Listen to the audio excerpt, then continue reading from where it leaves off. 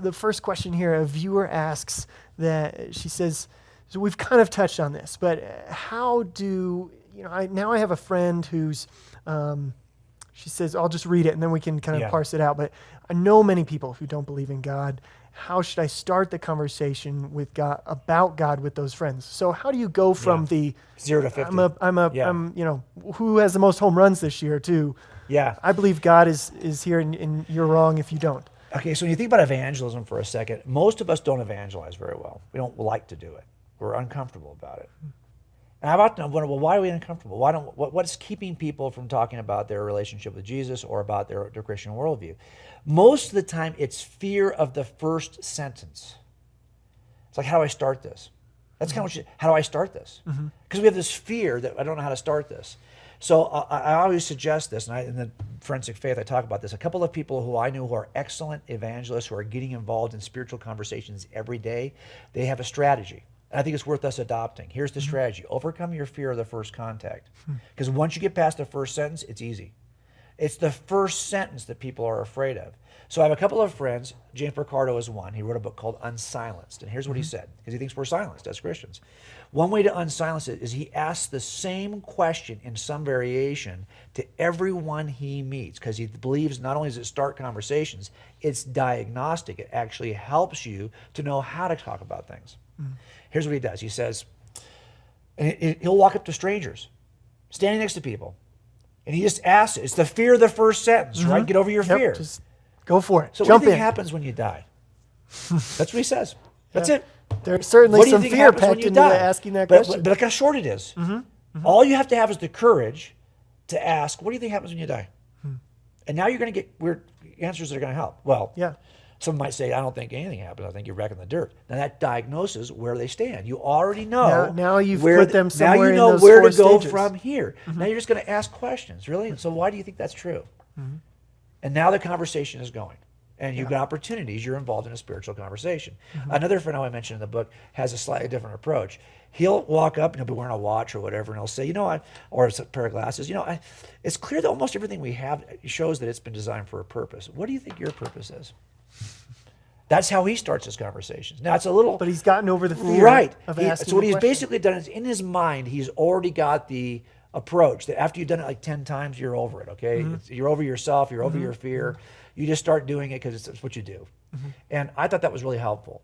In Unsilenced, his book, he talks about all the potential ways anyone has ever responded to that question, and then the apologetic to take in answering all of these. But you already know them because they're going to be in several categories. People might tell you they're reincarnated. They might believe in karma. There's all kinds of different kinds of responses you're going to get. And if you don't even know how to respond to those questions, at least ask good questions. Well, what do you mean by reincarnated? Yeah, educate yourself Yes. about what it at is least that get they to know believe that. to Now you begin may with. think, okay, that didn't go very well, but tomorrow I'm going to see him again, and now I have tonight to study what he means by karma, or what he means by reincarnated, or what he means by I'm just back in the dirt. So you get a chance. That's why that question, I like that question because it's so diagnostic, right? Because it helps me not only to start, but it helps me to see, well, where's this person at, to go the next step with them. So sometimes we just have to jump in with Jump both in. feet. Jump in. I mean, this is a cop answer, right? Because most of us, like, hey, we get called to a scene. We're not called there because someone's having a party. They want you to celebrate with them. We're called there because someone's got a problem. They want you to solve it. And they want you to solve it in the first 60 seconds. And you can't sit back and just Right. wait for Right. something So to happen you just have and to jump in evaluate. and get dirty and just okay, you got to do this. So again, most of the time when you ask me, it's probably going to be just do it. Some version of just do it. Just do it. Right, 'cause that's Just the jump way we in come at and- things, and right. Get at it. Get Right. your hands dirty and Yeah. and you'll learn Ask so the much tough in that questions, process. yeah. But if you have this in advance, you already know that with everyone I ask some question, well, what do you think happens after you die? Or do you think there's a heaven after you? You can ask this a number of different ways, but that simple starting question has the least number of words, and if you master it, you're already over it. Yep. So in the book, just right out of the bat, my attention was just grasped and just really gripped me was this story you told of a friend of yours who was shot in the line of duty, and he lived. Or I want to get that out of the way. I wouldn't be talking about it if it wasn't the case. And so, if you don't mind, can you kind of recall that and how it led to this distinction that you made that I thought was interesting between belief that and belief in? Yeah, and I actually had that originally at the end of the book, and my editor said, let's move that to the front. To do Because I was trying exactly to what it did to me. I was trying to make a point about something else at the end, and because I realized when it happened, when you work homicide in our agency, you also work OISs. Those are officer involved shootings, and that means that anytime an officer discharges a weapon and hits someone, you have to go out and investigate to make sure that all the protocol was in place beforehand, and if it's not, to document it, to make sure that the right things occur afterwards. And so I get called out one night because this officer had pulled over a drunk driver.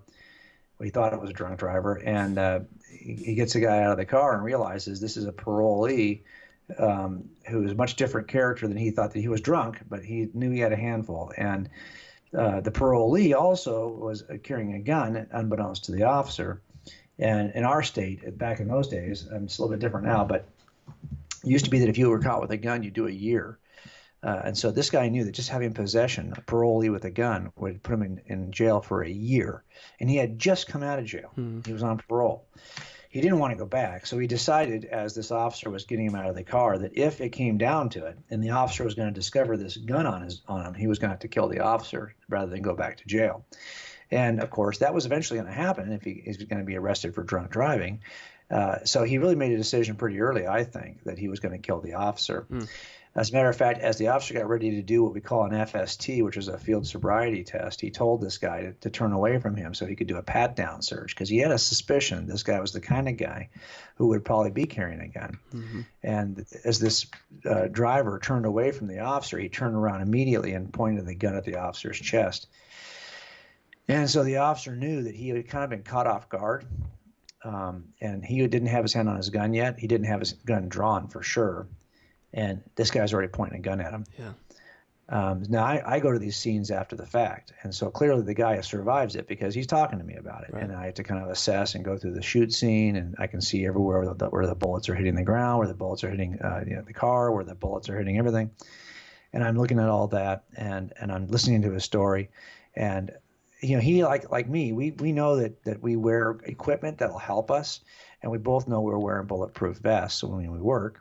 They're small Kevlar vests that fit underneath our uniforms, and they're really helpful, of course. And we've seen them stop bullets. We put them on the range on our targets, and we put them downfield, and we'll shoot them up close. We'll shoot them at 10 yards. We'll shoot them at 5 yards, and just to see if bullets will penetrate the vest. And we discover pretty quickly they don't. I mean, it actually does its job. Yeah. Now, it's going to hurt. It's going to push the vest in. It's going to feel like you've been hit with a sledgehammer, but it's not going to penetrate the vest.